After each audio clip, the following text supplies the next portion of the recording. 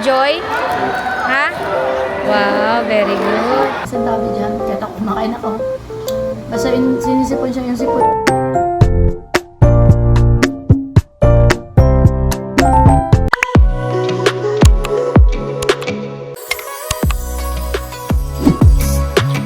Good morning mga miss. Today is November 27 and we will going to sa school ni Calvin na meron tayo i-attend na event. And ayan, tayo mga mima. Naka-jogging pants tayo. Hindi ko mapakita pero naka-jogging pants. And so yatid na kami ni Habi doon sa school. Tapos mamaya update ko kayo kung ng mga event na gagawin niya kasi si Clyde. Pinasali kasi siya na sasayaw siya. So tingnan natin. Excited kasi ako nakikita may mga event na, for example, na sumasali din sila. Lalo na kabataan, mga bata. So, mas maganda na yung nadodocument natin para pag lumakas sila, makikita nila. So, ayun. Kita-kits tayo doon na message school, mga mima. And,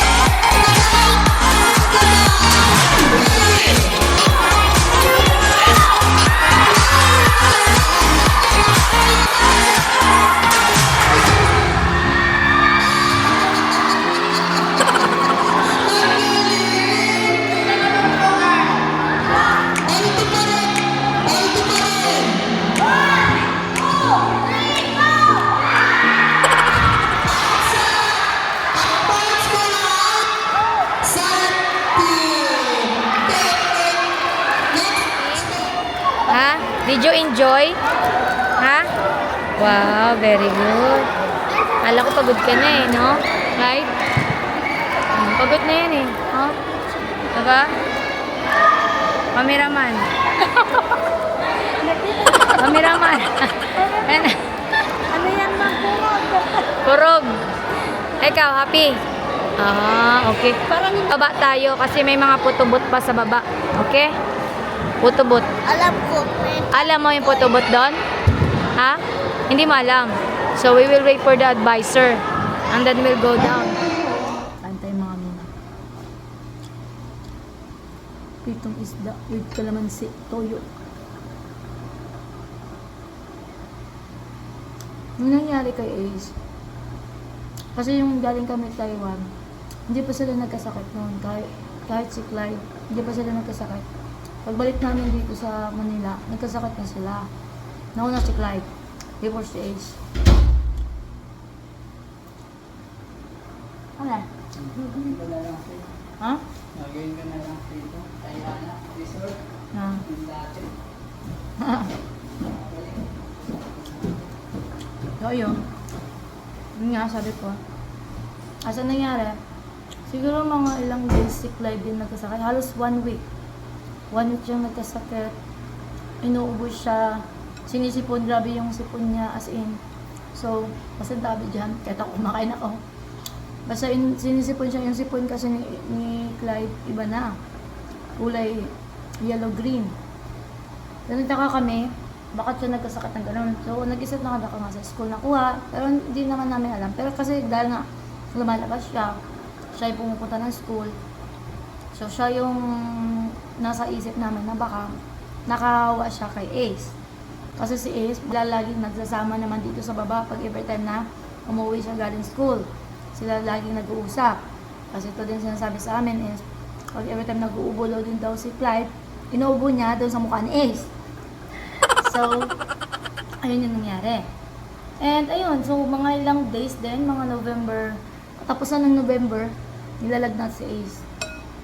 Una, sinat. Sinabi sa amin, may sinat. Mainit talaga siya. I mean, yung init niya, hindi sobrang init pa kasi parang sinat-sinat lang ba. Hawakan ko kasi katawan ni Ace. So, yun lang yung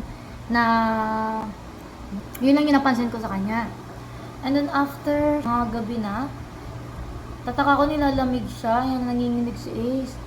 Tapos, mainit. And then yung paa niya medyo malamig. So, nilalagnat siya. Nilalagnat siya yung time na yun. Doon na ako, parang natakot na ako kasi after 2 weeks, ayan na, natake na siya ng ubo. Every time nagdidede, natake siya ng ubo niya. Kala namin acid reflux. Live.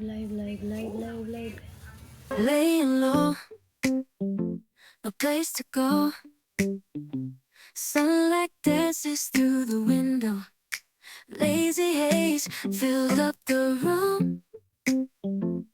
Got no plans, just me and you.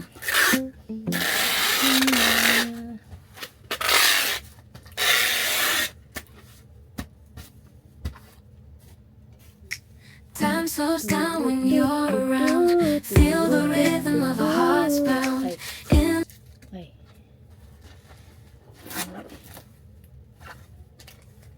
Pasok mga suke. Isang online. Besong The quiet we find a groove. Lost in love, no need to move.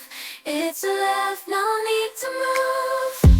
It's a lazy weekend, just you and me, wrapped up in pink blankets. yung Pamos Green, ha? Si Ma'am Jeeper. Jeeper, na-check mo na, Madam Jeeper. Kukuha ka, Madam, sa size large. Under the sheets, lost in the moment, in our own dream. In this lazy weekend, we're wild and free. Coffee stains on the table. Lazy kisses, we're unable to escape this cozy bubble where we're lost in each other's troubles. Time slows down when you're around. Feel the rhythm of our hearts bound. In the quiet we find a groove. Lost in love, no need to move. It's a love, no need to move. It's a